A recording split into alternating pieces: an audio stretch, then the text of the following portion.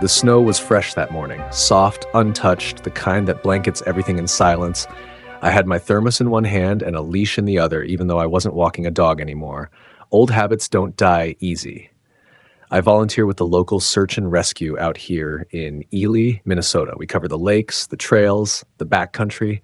Most days it's quiet, a lost camper here, a tipped canoe there. But that morning, something felt different. The call came in just after 6 a.m. A hiker had reported smoke a few miles off the snowmobile trail near Basswood Lake.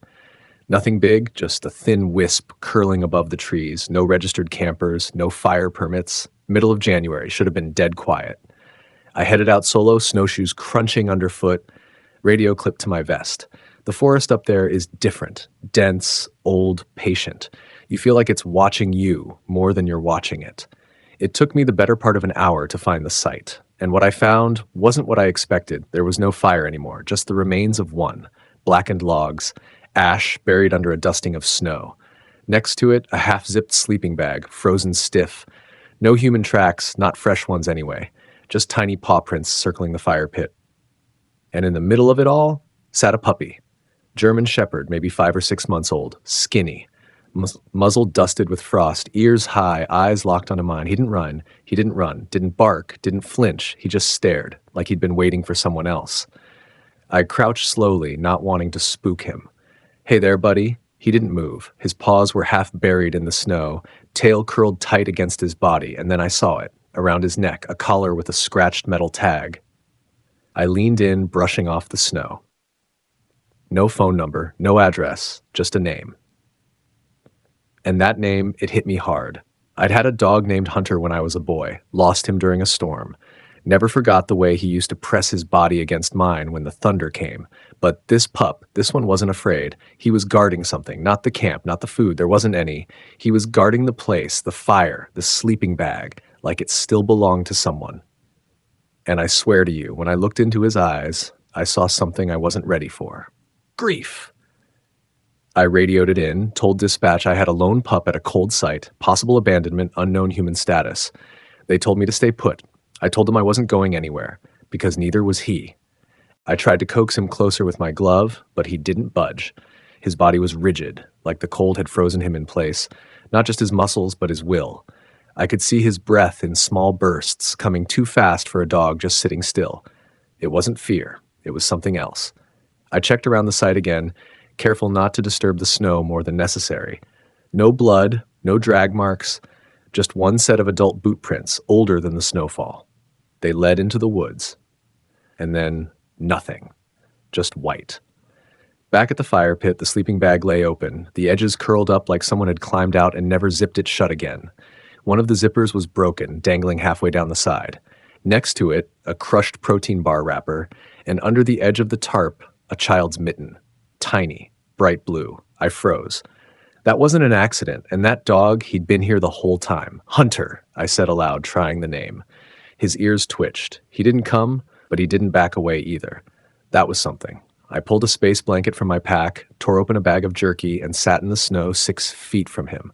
I didn't move fast. I just talked. "My name's Mike," I said. "I'm not here to take anything. Just want to make sure you're okay." His eyes flicked to the jerky, then back to me. Minutes passed. Finally, with a deep, reluctant sigh, he shifted forward. Crawled, more like it. Low, slow, careful. Every few inches, he stopped and looked at the sleeping bag again, as if checking to see if someone would stop him. No one did.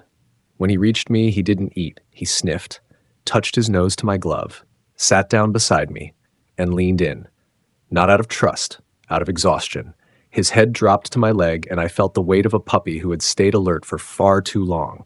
I wrapped the blanket around us both and called it in again. Told them I had him. Told them he wasn't aggressive, wasn't injured. Just lost. Or maybe not lost. Maybe just waiting in the only place he remembered love. When backup arrived, I lifted him into the truck. He didn't resist, didn't whimper. He just turned his head one last time toward the campfire. And that's when I noticed it. Beneath the ashes, buried shallow, something metal reflected the sunlight. I knelt and brushed it clear. A tin badge, Forest Service issue, and a name tag half melted. R. Lewis. I closed my eyes for a second. I knew that name. He was one of ours, had gone missing 2 weeks earlier, a seasoned ranger. No word, no call. We thought he'd moved on, but the truth was colder. He hadn't been alone, and the one who stayed behind was this dog, this pup, this hunter who had guarded that campsite long after the fire died. We drove back in silence. I sat in the passenger seat while Davis, the junior deputy, handled the wheel. Hunter curled up in the back, eyes half shut, but he didn't sleep. Every time we hit a bump or the tires shifted on packed snow, his ears flicked. He was listening, not for danger, for something else. Davis glanced in the rear view. He's not just a stray, is he? No, I said. He's not. The badge burned in my chest pocket like it weighed 50 pounds. I hadn't told Davis about it yet. Not until we confirmed it, but I already knew. The snow, the fire, the way Hunter refused to leave, it all added up. We pulled into the shelter just before noon. The volunteers came out to meet us, big grins and excited chatter, but it all died down when they saw Hunter. He didn't bark, didn't wag. He walked out of the truck like a soldier returning from a battlefield. Quiet, alert, worn. One of the staff reached for him. He stepped back, not aggressive, just protective of his space. So I stepped in. Let me handle him, I said. They backed off. I crouched, holding out a small slip lead. Come on, Hunter. Just for now. He hesitated, then let me slip it on. No resistance, no struggle, just that look, like he was doing it for someone else. We brought him inside into the quiet kennel room they save for new arrivals. Blankets, heated floors, soft toys. The kind of place that tries hard to feel less like a cage. He sat down in the corner and wouldn't move, didn't sniff the toys, didn't eat, just faced the door, and waited. I left him with a bowl of water and a handwritten sign, "Do not touch. Let him come to you." Then I stepped outside and finally let myself breathe. It was cold, but I didn't feel it. My hands were shaking. I pulled out the badge and stared at the name again. R. Lewis. Rick Lewis. I'd worked with him. He had 2 kids, one grown, one in middle school. His wife passed 3 years ago. He started taking solo trips into the woods not long after. Everyone said he just needed space, but maybe he needed more than that. Maybe he needed someone like Hunter, a dog to follow him when no one else could, a heart that wouldn't question, wouldn't speak, just stay. And now that heart was sitting in a shelter kennel, refusing food, refusing warmth, refusing to move. Because to him, his job wasn't done. I went home that night, sat on the edge of my bed and stared at the wall for hours. I kept hearing the wind through the trees, kept seeing that circle of ash, that torn sleeping bag, that look in the dog's eyes. I couldn't sleep, because somewhere out there a man had died. And his dog had stayed with him until the bitter end. The next morning, I was at the shelter before sunrise. The roads were still dark, the snow fresh again. Ely was always quiet in January, but that day it felt like the whole town was holding its breath. When I walked into the kennel room, I found Hunter exactly where I'd left him, sitting in the corner, facing the door. His water was untouched. The blanket lay flat. One of the staff had left a toy near him overnight, one of those plush ducks that squeaks when you bite it. He hadn't even looked at it. I crouched beside the gate and spoke softly. "Morning, buddy." His ears twitched. He turned, just slightly, but didn't stand. That was okay. I wasn't here to rush him. I sat down on the cold tile, legs crossed, back against the wall, and just waited. 15 minutes, maybe 20. The fluorescent lights hummed overhead. A dog barked down the hall, but it didn't faze him. Finally, he stood. Not fast, not excited, just deliberate. He took a few steps toward me. Nose low, tail still. I didn't move.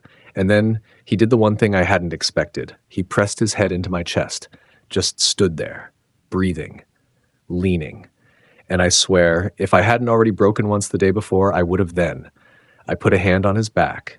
He didn't flinch. I scratched behind his ears. He leaned harder. That was all it took. I called Davis and asked for permission to take him home under temporary foster status. I said he wouldn't last in a kennel. Said I had experience. Said he needed quiet. They approved it by noon. Hunter rode in the back of my truck, curled on an old sleeping bag I'd laid out for him. This time, he didn't watch the trees pass. He closed his eyes. At home, I opened the front door, heart pounding. I hadn't had a dog in over 10 years. My last one, Bear, passed in his sleep, and I never could bring myself to get another. But this didn't feel like getting a dog. This felt like welcoming someone who'd already paid the price of love. He walked in slow, sniffed once, and lay down by the fireplace like he'd done it 100 times before, like it was his. I called my neighbor, a local vet tech named Erin, and asked her to stop by. She checked him over, said he was underweight, dehydrated, but otherwise okay. No microchip, no visible injuries, just a tired heart. He's not a regular stray, she said, brushing her hand over his fur. This one's been through something. I nodded. She paused, then looked at me. Mike, you sure you're ready for this? I didn't answer right away. Instead, I sat on the floor beside him. He raised his head and rested it on my knee, and in that moment, I knew the truth. No, I wasn't ready, but he was, and maybe that was enough. That night, I left the bedroom door open. Hunter didn't come in. He lay by the fireplace, his eyes flickering in the dim orange glow, until they finally closed. I stayed awake longer than I should have, listening for movement, for a sign he'd come join me. He didn't, and somehow that made perfect sense. He wasn't looking for comfort. He was standing guard. That was who he was. In the morning, I found him in the exact same spot. His eyes opened the second I walked in, not startled, just aware. I knelt beside him and whispered, "You don't have to protect me, you know." But maybe he did. Maybe protecting was the only way he knew how to love. I poured him fresh water, scrambled a little egg with boiled chicken, and placed it beside his blanket. This time, he ate. Slowly. Cautiously. But he ate. Progress. Later that day, I drove back out toward the campsite. Not with him. Alone. I needed to see it again. Needed to make sure what I saw wasn't just in my head. The badge. The sleeping bag. The blue mitten. The sight was as I remembered. Undisturbed. Snow had drifted deeper around the fire pit, but the shape of it was still there. I stood there for a long time, wind biting through my jacket, and stared into that space like it might offer me answers. Then I hiked north, following the faint boot tracks that had led nowhere before. But this time I saw something new. Not far from the ridge, half buried near the base of a pine, was a scrap of cloth. I dug it out, slowly, carefully, and found a torn corner of a jacket. Park Service green. No body, no bones, just fabric, and beside it, a shallow depression in the snow, like someone had sat there for hours, maybe days. I radioed it in. The rangers marked the coordinates. They said they'd send a crew, but I knew they wouldn't find much. The forest doesn't give up its secrets easily, especially not in winter. When I got home that evening, Hunter was waiting at the window, not pacing, not barking, just watching. And when I opened the door, he didn't run. He didn't wag. He walked up to me, nose to my hand, and sat. I knelt beside him. I went back. He leaned in. I think he stayed until the end, and you stayed longer. He blinked. I didn't expect an answer, but in that silence, something passed between us, a quiet understanding, a shared weight. We didn't talk about what came next. Dogs don't make plans, and I wasn't ready to make promises. But that night, as the fire cracked low and the wind howled against the windows, he got up from his blanket, walked down the hall, and nudged open my bedroom door. Then he lay down beside my bed. And for the first time in a long time, I slept. The days that followed moved slow, like snow melting on the edge of spring. Hunter wasn't in a rush. Neither was I. I didn't try to train him, didn't put him on a schedule or expect tricks. I just let him exist. Some mornings he followed me from room to room. Other days he stayed curled by the window, watching the street like he was guarding something only he could see. We had an unspoken rhythm. When I worked in the garage, he laid at the threshold. When I walked into the kitchen, he trailed a few steps behind. But the moment I grabbed my coat, any coat, he froze. His eyes locked on mine. Not out of excitement, out of fear. The first time I stepped outside to get the mail, he whined. A low, heart-wrenching sound that cracked something in my chest. I came back in, knelt beside him, and whispered, "I'm not leaving you." The next day, I took him with me, just around the block. Snow boots crunching on frozen gravel, breath rising in clouds. He walked close, too close. Our legs bumped, but he never pulled away. I think he was afraid I'd vanish too. At the shelter, they said the badge was confirmed. Rick Lewis, declared missing after failing to report back from a routine forest inspection near Basswood Lake. Search had been called off after 10 days. No signs, no body, just a theory. Winter claimed him. But no one had known about the dog. No one had known he had company when he died. And now that company was mine. I called his daughter, Rick's daughter. I'd met her once before, years back at a summer barbecue. She was quiet on the phone. I told her about the badge, about the camp, about the dog that refused to leave. She didn't cry. She just said, "Dad always said if he went, he'd want someone with him who'd stay." And then she asked the one question I didn't expect. "Do you think he was afraid?" I looked at Hunter, curled on the rug, eyes on the fire. Steady. Solid, still. "No," I said softly, "I don't think he was." Because Hunter had stayed. Long after the fire died, long after the wind came, long after the world forgot, he had stayed. And now, maybe it was my turn to do the same for him. That night, as the sky dropped more snow and the windows frosted from the corners inward, I sat on the floor beside him, not because he needed me to, but because I needed him. A week passed, then two. By the end of January, Hunter knew the shape of my life. He knew which drawer held his food, which coat meant a walk, and which tone in my voice meant quiet versus goodbye. He didn't bark, ever. He rarely wagged his tail, but he watched everything, felt everything. Sometimes at night, he would wake from sleep and walk the house, silent as a shadow, just checking. I'd hear his nails on the hardwood, his breath close, and then he'd settle at the foot of my bed again, like he needed to make sure I hadn't disappeared while he dreamed. We hadn't spoken of adoption yet. The shelter called once or twice, asked if I planned to bring him back for evaluation. I told them no. I told them we weren't done yet. What I didn't say was, I wasn't ready to let him go. Not because I'd gotten attached, but because he hadn't decided to stay. Not fully. I knew it the morning I took him out to the edge of the forest trail. He paused at the tree line, ears forward, body tense. Not scared, not curious, searching. Like he was waiting for Rick to come walking out of the woods, cold and tired and smiling, like the fire had just gone out and he'd gone looking for more wood. Hunter didn't step forward. He just stared. And in that moment, I realized what had been bothering me all along. He wasn't grieving in the way we do. He wasn't asking why. He was holding on to duty. Somewhere in his memory, he had been left behind with a job to do. Protect, wait, guard the last place they'd been together. And even though I'd brought him home, even though I fed him, talked to him, kept him warm, he still hadn't let that duty go. Not yet. I sat with him in the snow. No leash, just silence. We stayed there for a long time. Eventually I whispered, "It's okay, Hunter. You did it. You did everything you could." His ears twitched. I don't know what he heard. Maybe nothing. Maybe everything. But that night, for the first time, he came into my room before I called him. Not to watch the door, not to guard me, just to lie down and sleep. That was the night I knew he was beginning to let go. Not of Rick, not of the love they'd shared, but of the weight he'd been carrying alone. He didn't need a command. He just needed someone to tell him he was safe now, and someone who would stay. Even after the fire had gone cold. It was early February when I finally picked up the phone and called the shelter back. "I'd like to adopt him," I said. Officially. They didn't hesitate. They knew. Everyone there had seen the same thing I had. This dog wasn't a stray, wasn't a temporary guest. He was family. He just hadn't figured it out yet. That same day, I stopped by the pet store in town, got him a proper tag. Hunter, Eli, Minnesota. And on the back, "If found, call Mike. He's not lost. He's mine." When I clipped it onto his collar, he looked up at me with those amber eyes, eyes that had watched over the dying, eyes that had waited in snow and silence.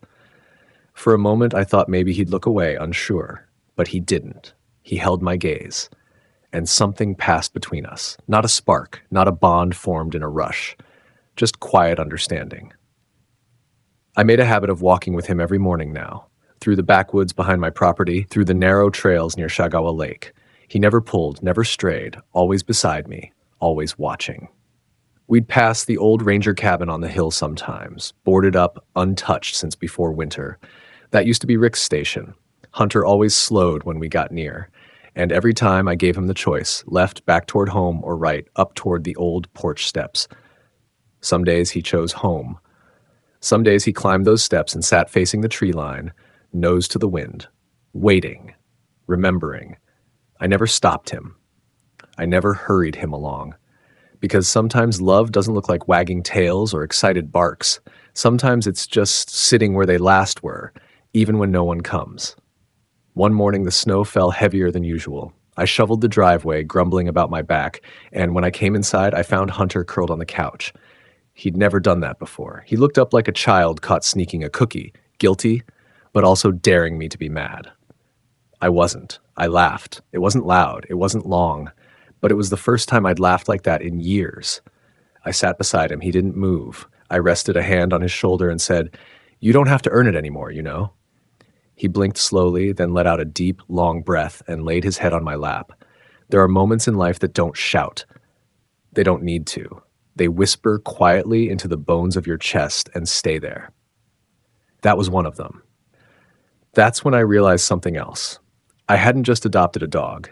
I'd been given a second chance too. At love, at trust, at sharing quiet with someone who needed it as much as I did. And all because a boy named Hunter refused to leave the last fire until someone came looking. A few weeks later, I got a letter in the mail. Handwritten. No return address, just a Minnesota postmark. Inside was a folded piece of lined paper, smudged like someone had gripped it too tightly with wet gloves. There were only a few words. "We saw him carrying something. A jacket, maybe. We didn't know what to do. We think it was yours." There was no name, no explanation, just a short message that didn't make much sense, unless you had sat beside a cold fire with a dog who wouldn't leave. I turned the letter over again and again, tried to picture it.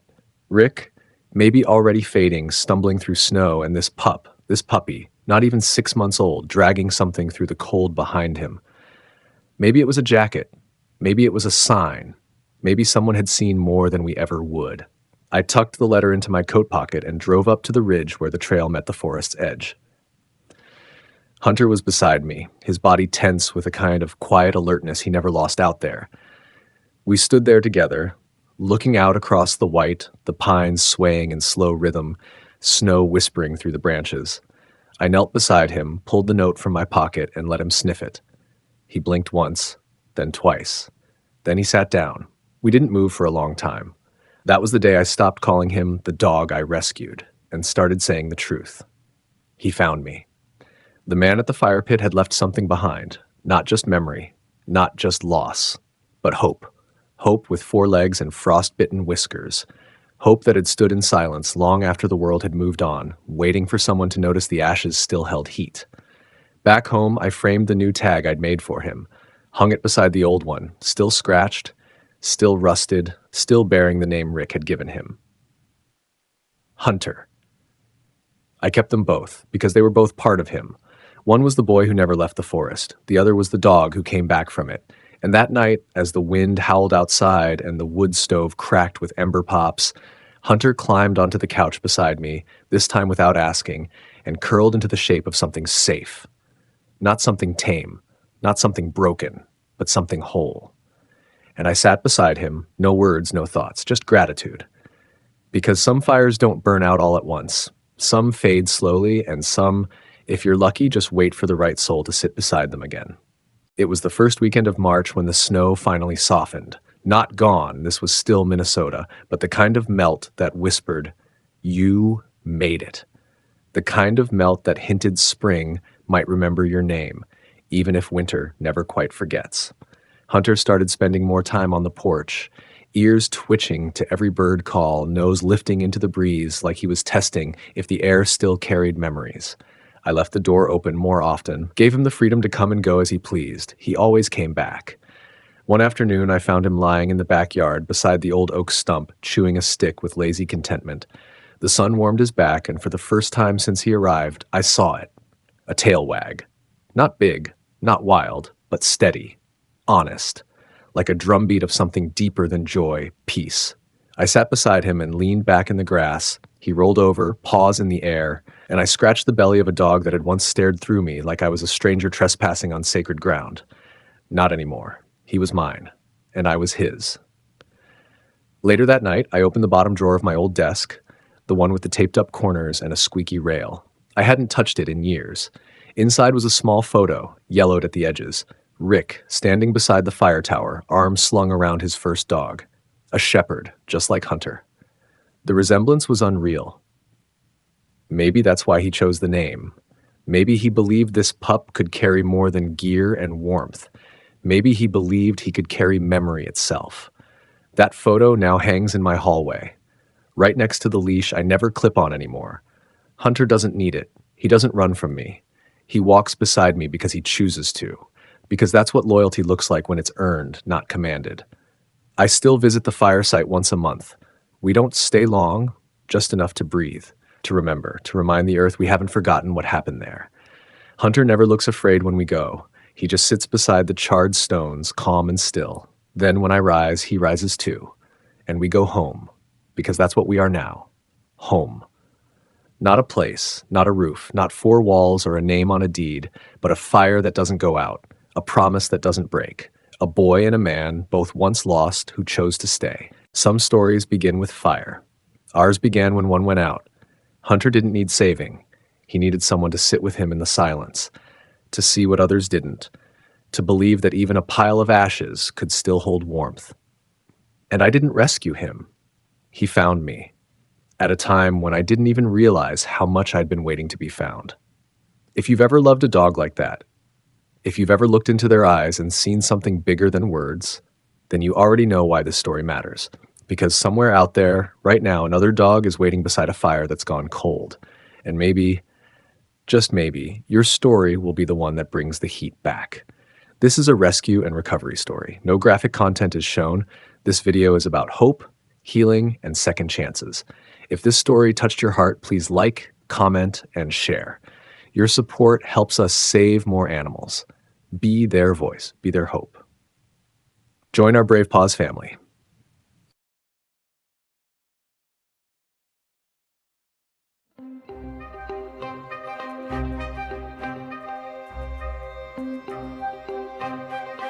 Someone had crammed a German Shepherd puppy into a broken dog food vending machine, like he was just another product. His steel black fur was matted with dust, his paw twisted in the dispenser tray. He didn't move, just stared at me through the glass like he'd already stopped hoping. Who could do this? It was just past noon when I pulled into that half-dead gas station on the edge of Fresno, California. The sun baked the pavement, warping the air like a mirage. My hands smelled like grease and metal. I'd just finished a job out of town and needed a quick coffee and a moment to clear my head. That's all. No drama. Just caffeine. I didn't see him at first. Just the old vending machine near the back wall of the store, the kind meant for dog owners to grab a handful of kibble before heading out. It was ancient, faded, rusted at the edges, one panel cracked and cloudy. There was a dull thud from inside, barely a sound. I thought it was a soda can shifting, or maybe a squirrel, until I stepped closer. Behind the plastic, eyes, not painted on mascots or cartoon dogs. Real, wet, terrified eyes. I froze. The flashlight on my keychain shook in my hand as I aimed it toward the machine. And there he was, a German Shepherd puppy, no more than 3.5 months old, wedged between the hopper and the back panel like he'd been poured in and forgotten. Steel black coat dulled by grime, ears pressed back. One paw stuck in the dispensing tray, twisted at an unnatural angle. He didn't bark, didn't move, just watched me, silent, like he didn't expect help to come. I dropped my coffee. Hey, little guy, I whispered, kneeling down. My name's Mike, but I wasn't thinking about that. I was just trying not to scare him. His eyes followed my voice, slow and distant, like he couldn't believe someone was talking to him. And that's when I saw it. A torn piece of paper taped inside the machine behind his tiny body. It was barely legible, faded and greasy. 4 words in capital letters. Only one gets to eat. I couldn't breathe. I fumbled with the machine's latch. It didn't open. Old padlock, rusted shut. My hands scrambled around my tool bag. Somewhere I had bolt cutters. Somewhere. My fingers weren't working right. My brain wasn't either. The puppy whimpered once. The sound was so faint I wasn't sure I heard it. Then I saw his paw jerk. Blood. No, hang in there, buddy, I muttered, yanking the cutters free. I braced the handles and crushed the lock with all I had. It snapped louder than I expected and I flinched, but the machine door didn't budge. It was warped. Bent. Like someone had slammed it shut with force. The image of someone shoving that puppy inside and jamming the door shut made my stomach twist. Who would even think to do this?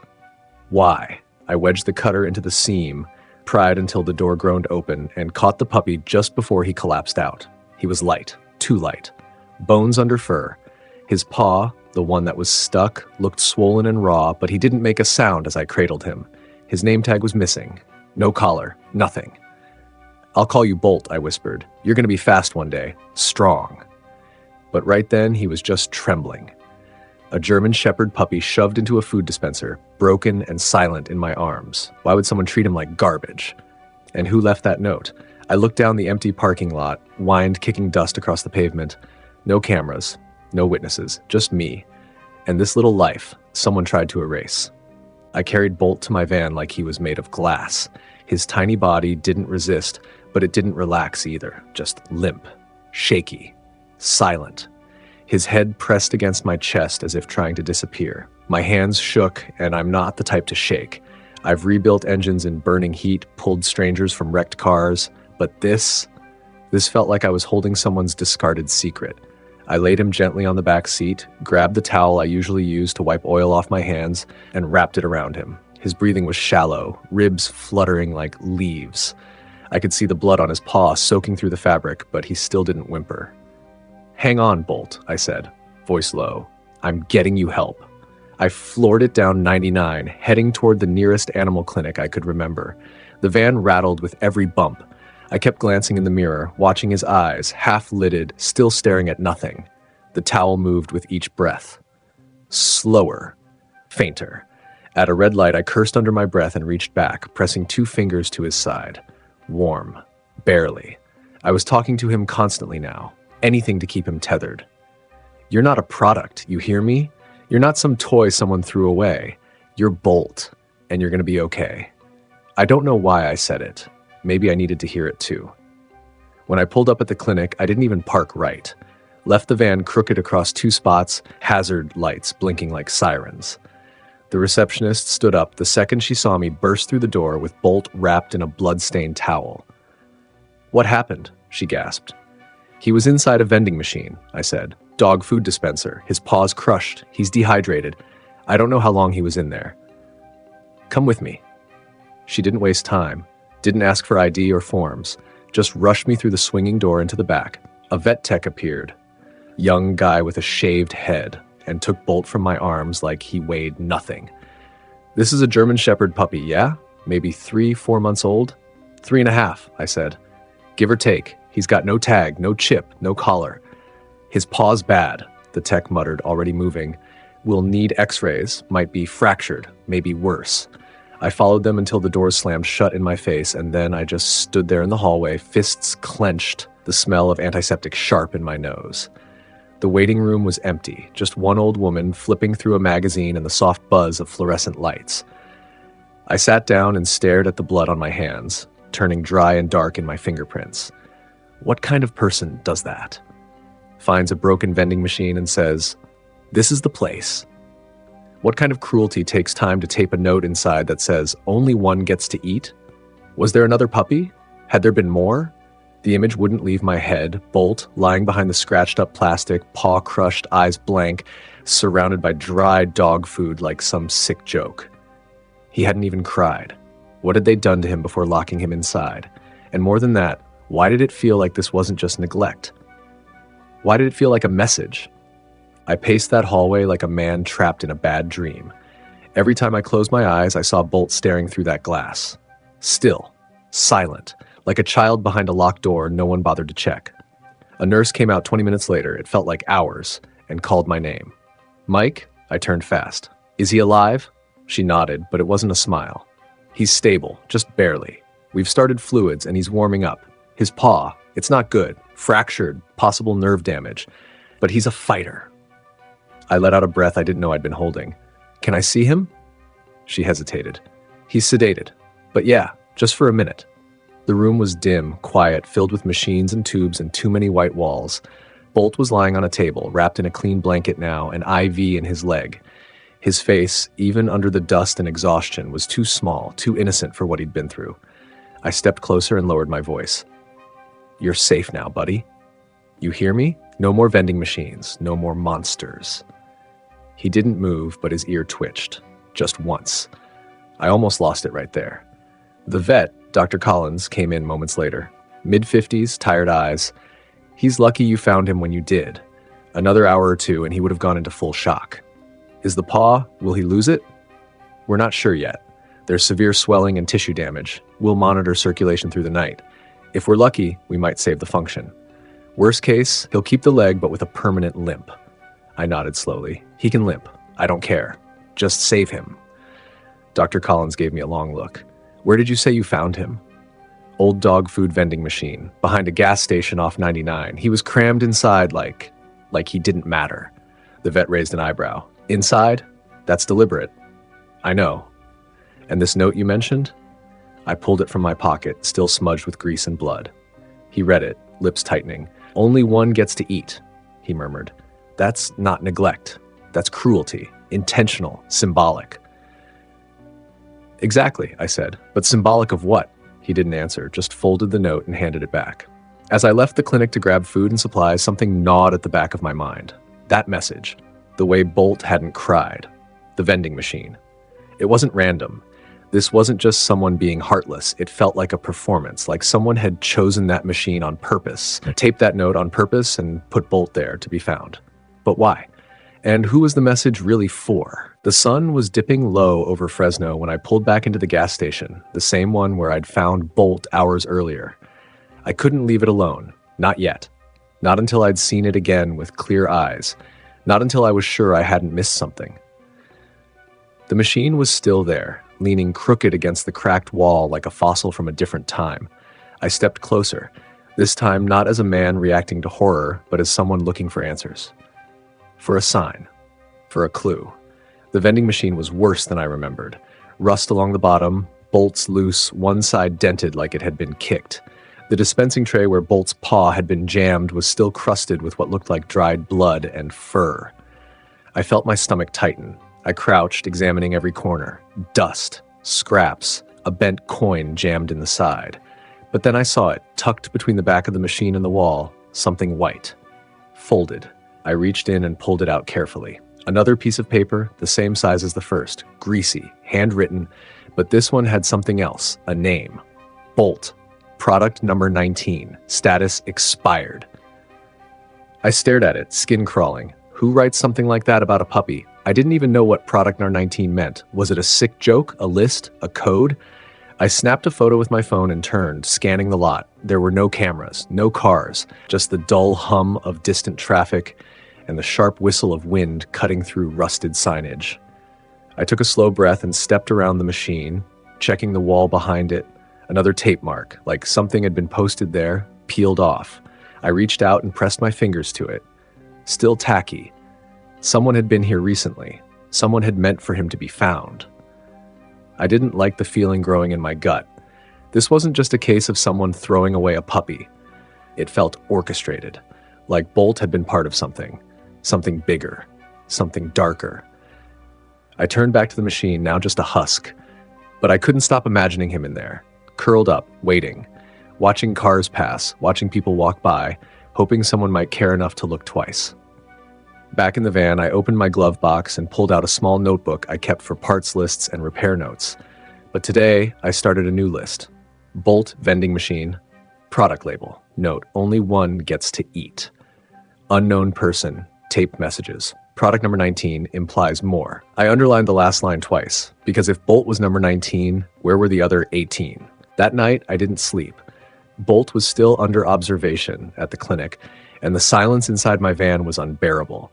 Every creak of metal, every gust of wind rattling the windows felt like it was echoing the same question in my skull. How many more? I kept looking at the note I'd found. Product number 19. Status expired. The word expired made my skin crawl. That's a word you use for milk, for batteries. Not for life, not for a German Shepherd puppy. I pulled out my phone and started digging. Fresno's not exactly small, but it's got corners most people pretend don't exist. Forgotten roads, shut down warehouses, places where people throw away things they don't want to deal with. I searched for incidents, animal abuse reports, abandoned pups, weird patterns, and after an hour of scrolling, something stopped me cold. Local shelter report, 3 malnourished puppies found near an abandoned pet store off Belmont Ave. No tags, no chips, all severely underweight. One had a faded label on its collar, P-Snarber 11. P-Snarber 11. I sat up so fast I hit my head on the van's ceiling. I called the shelter. It was past midnight, but I left a message with everything I had. My name's Mike. I found a puppy labeled Peenharp 19 in a vending machine.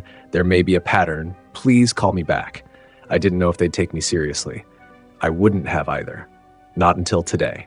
My phone buzzed. Text from the vet tech. Bolt's stable, paw still critical, no infection yet. He opened his eyes a few times. I stared at the screen, and I swear I felt something shift in my chest. Relief and rage.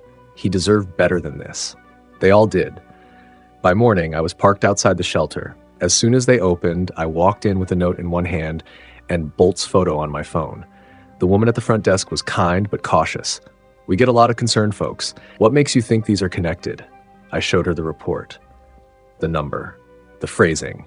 I told her about the second note, about how Bolt had been displayed behind glass like a product.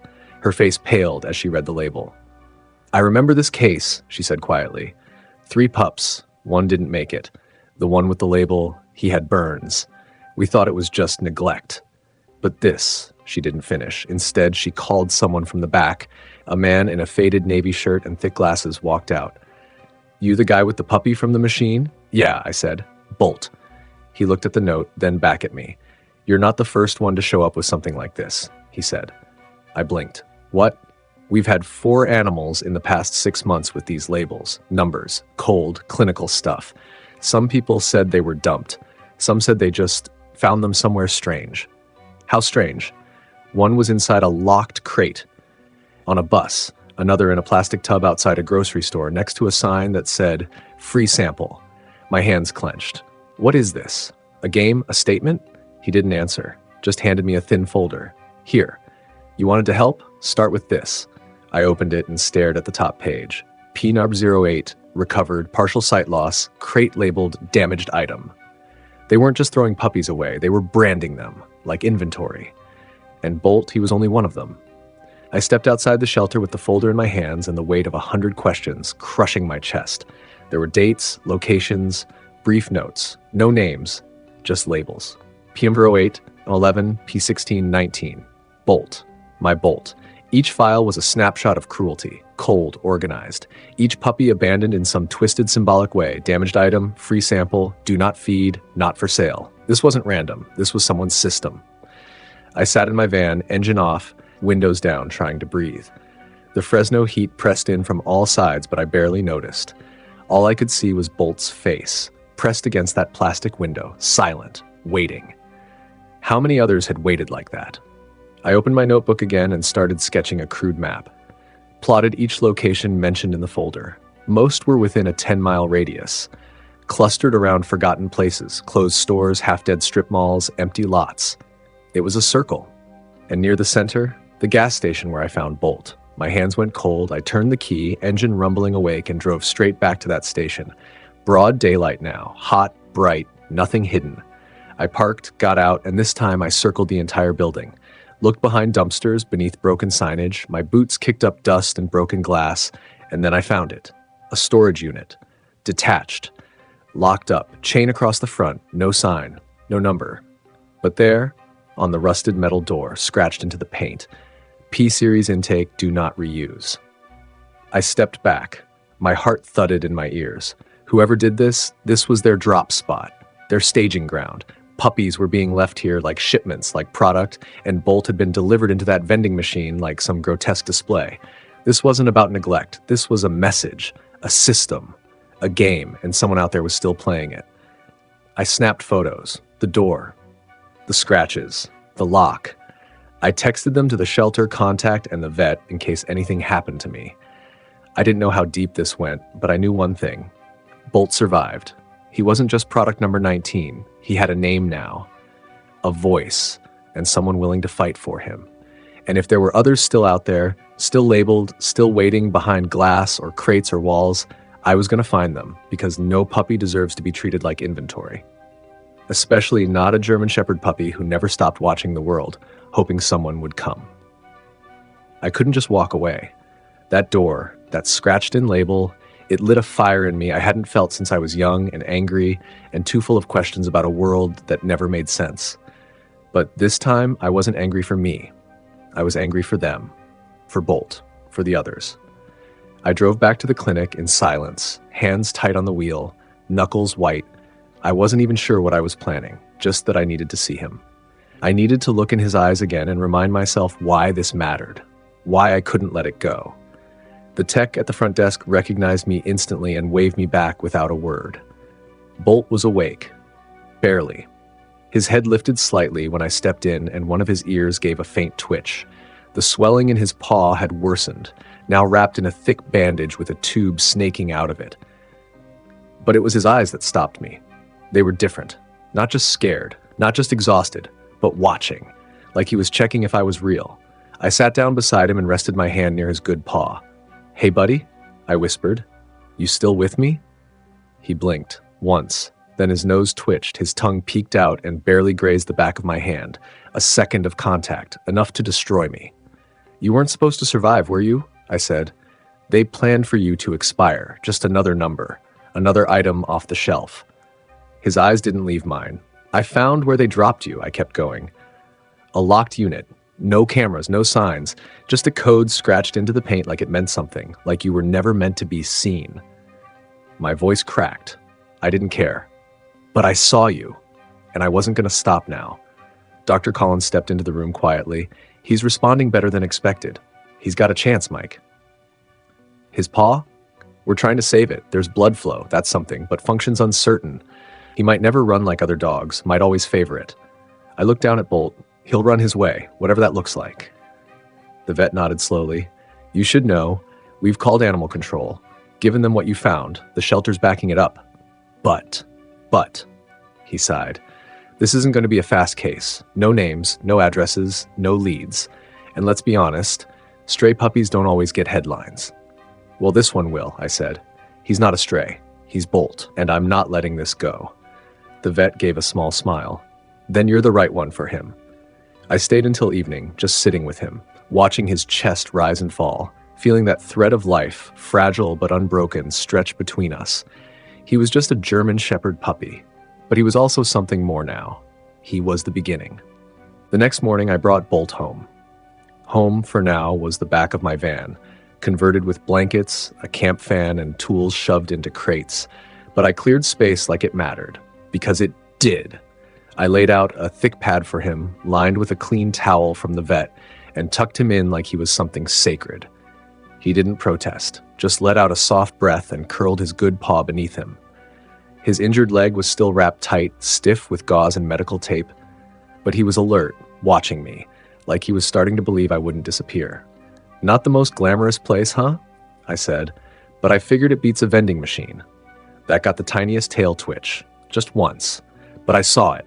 I couldn't stop staring at him. His steel-black coat caught the morning light in strange patterns, almost blue where the sun hit just right, and those eyes, no longer blank, but searching, testing. "Yeah," I whispered.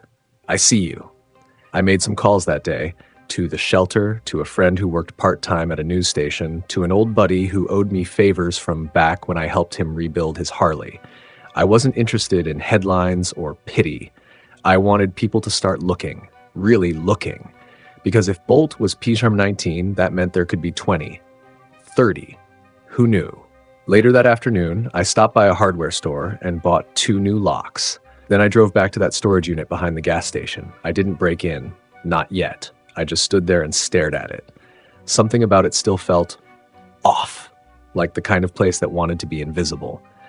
But on the dirt beside the door, there were fresh tire tracks, narrow, like from a trailer. Someone had been here. Recently, I knelt and brushed the dirt with my fingers, just grit and dust. But something shiny caught the light, a small, round metal tag. I picked it up, Pine 22. No collar, just the tag, lying there in the dirt. I stood up slowly, heart pounding. Bolt was P-Charm 19. So where was number 20? Number 21? And now, number 22? Had they been here too? Had I just missed them? My thoughts spiraled as I drove back to the van, fingers clenching the tag in my palm like it might disappear if I let go. When I opened the back doors, Bolt lifted his head. "You're not alone," I told him. "There are others, somewhere out there." He blinked once, calm, as if he already knew. He was a German Shepherd puppy who'd survived being crammed into a machine like trash. But there was something behind his eyes that told me this wasn't the end. It was the start of a trail, and together we were going to follow it. I didn't sleep that night either. Bolt dozed on and off, his breathing soft, ears twitching at every far-off sound. I lay next to him on the van floor, staring up at the roof like it might give me answers. But all I could think about was that tag, and how it had ended up outside that storage unit like a breadcrumb. Someone wanted to be found, or someone didn't care if they were. By morning, I had a plan. I took Bolt back to the clinic for his follow-up. He didn't fight me, didn't whimper during the transfer, just rested his chin on my arm the whole way like he trusted I'd get him where he needed to go. Dr. Collins was already waiting.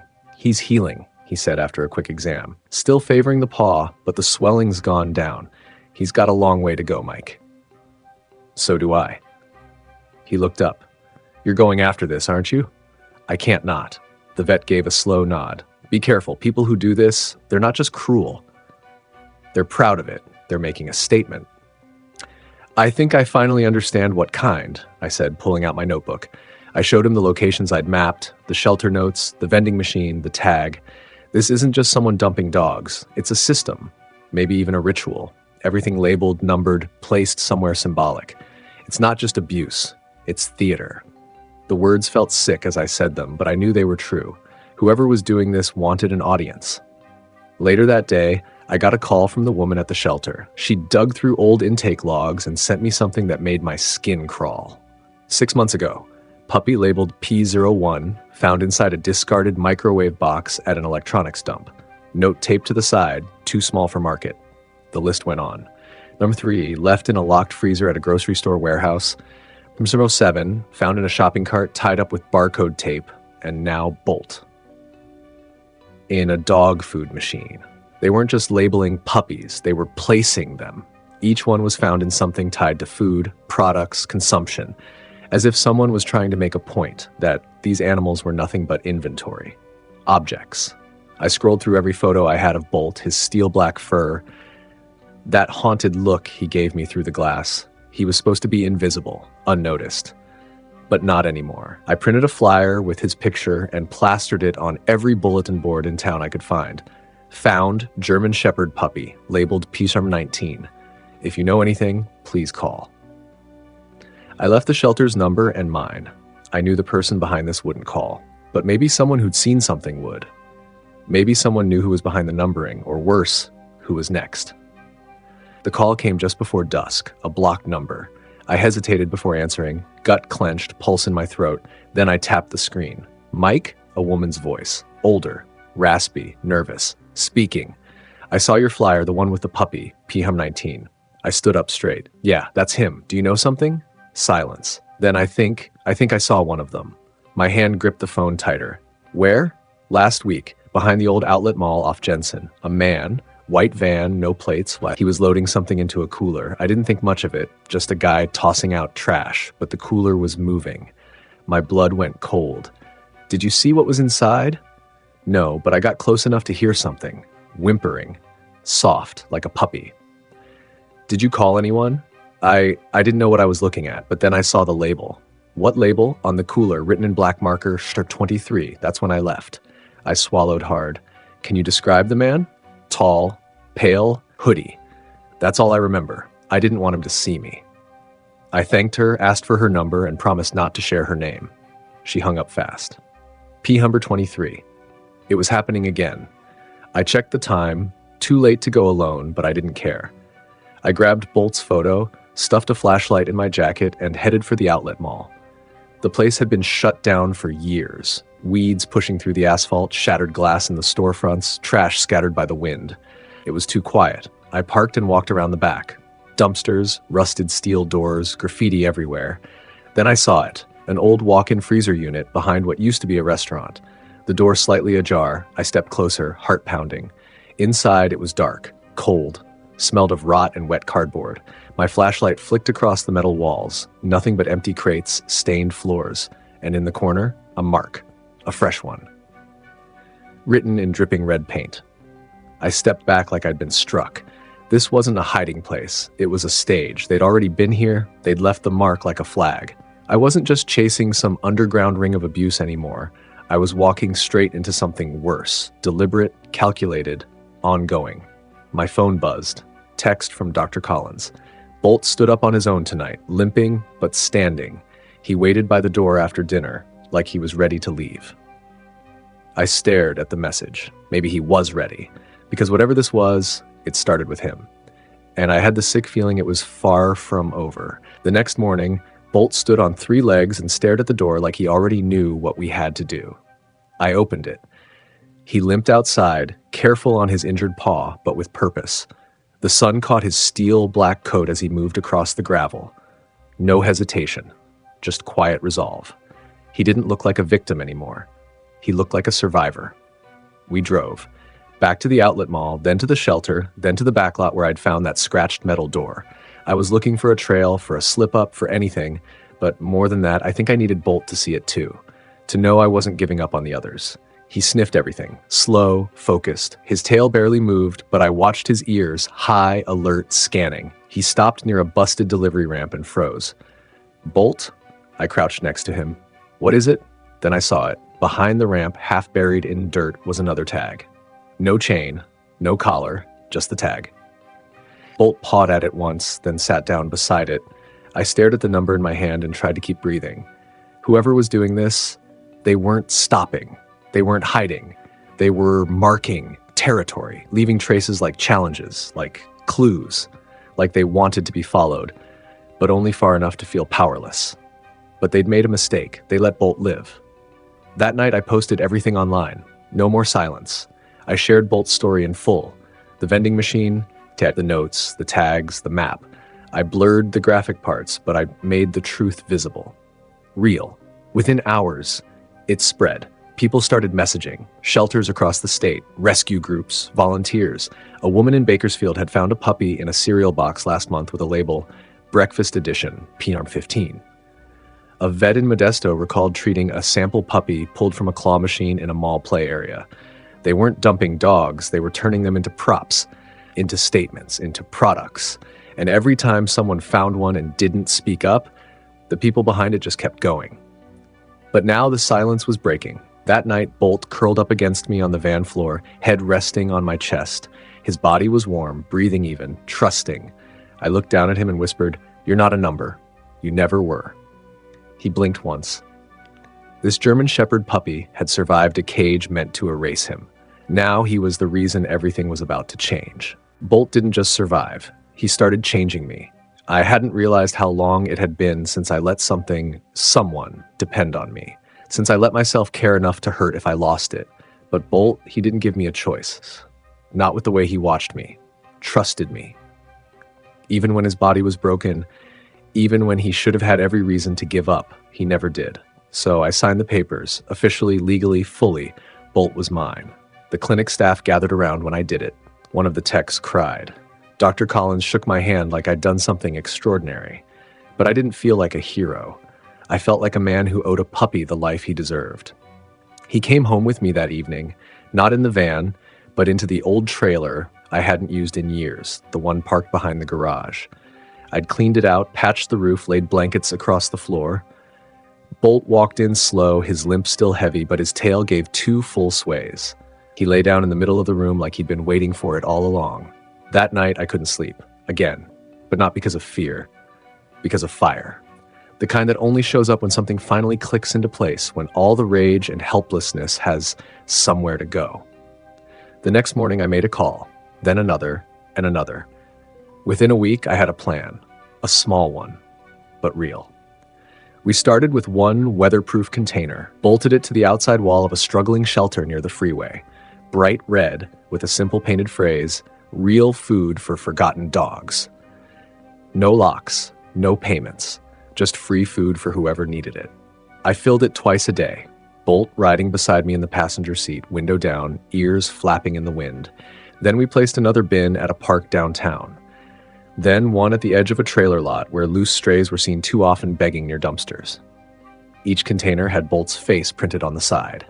That same photo I took the day he stood on 3 legs, paw still wrapped, eyes clear for the first time. Below it, he survived, so can they. People started asking questions, then donating, then volunteering. I didn't set out to build something, I just wanted to say, he mattered. And now so many others would too. The day we placed the second container, a little girl stopped beside it and stared at Bolt like he was made of gold. He was lying in the sun, front legs stretched out, his healing paw wrapped but clean. She didn't rush him, just knelt down slowly, hands folded in her lap, and whispered, "You're the puppy from the story, aren't you?" Her dad chuckled, "Honey, don't bug the dog," but she didn't move. Bolt lifted his head and blinked at her, then scooted an inch closer. She smiled and said, "You're not a number anymore." He rested his head near her knee and sighed. That was the moment I knew we were doing the right thing. We'd started small, just 2 containers. One outside a shelter on the edge of town, the other near a community center where stray dogs were often seen searching trash bins. Painted bright red, stenciled with Bolt's face and the words, "Real food for forgotten dogs. No locks, no coin slots, just bins filled with dry food. Free to anyone who needed it, 2-legged or 4. By the end of the month, we had 5. People noticed. Not on the news, not yet, but at street level. Dog walkers started bringing extra kibble and dropping it in. A retired woman donated a few bags and asked if she could volunteer. A local pet supply store called me out of nowhere and offered to sponsor refills at 2 locations. At one site, a group of kids from the after-school program drew paw prints on poster paper and taped them to the bin with a sign that said, "This bin is a hug." Everywhere we placed one, Bolt came with me. He'd limp beside me, tail swaying slightly, and lie down as I screwed the final bolts in place. He didn't bark, he didn't chase, he just was. Calm, steady, watching. People were drawn to him. One man, tattooed arms, big voice, tears barely held back, knelt down beside him and whispered, "I grew up like you. Thrown out. You made it, huh?" Bolt looked him in the eyes and didn't flinch. He'd been a German Shepherd puppy stuffed into a machine like garbage. But now he was the dog people slowed down to see. The dog people whispered to. The dog kids drew with capes. He wasn't a symbol of pity, he was a symbol of survival. We placed the 5th and final bin behind the county shelter, near a chain-link fence where the wind always seemed to blow harder than anywhere else in Fresno. Bolt walked beside me, slower than usual, but steady, his paw still stiff but no longer wrapped. Just a faint scar now, one of many. As I tightened the last bolt on the container, I looked down and saw him watching me. Like he understood. Like he knew this was the end of something and the start of something else. A young couple approached with a child, maybe 6 years old, clutching a half-empty bag of kibble in her arms. The girl didn't say much, just walked up, opened the bin, and poured the food in with careful hands. Then she looked at Bolt. "He's the one who was inside the machine, right?" I nodded. She reached down and gently placed her hand on his head. "Thank you for getting out." Bolt didn't move, just closed his eyes for a moment. I couldn't speak.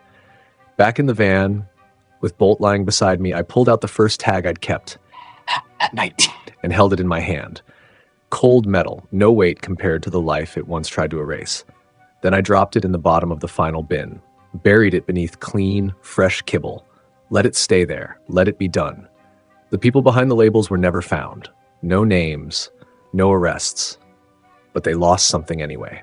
They lost their silence. This little guy's journey from abandonment to rehabilitation shows how important nonprofit rescue groups really are. Caring for a rescued puppy is more than love. It's responsibility. It's pet care. If Bolt taught me anything, it's this. You don't have to save the world. Just don't walk past it. Some dogs are born to run, some to guard. Bolt, he was born to remind us that no one is just a number. Join our Brave Paws family. Be their voice. Be their hope.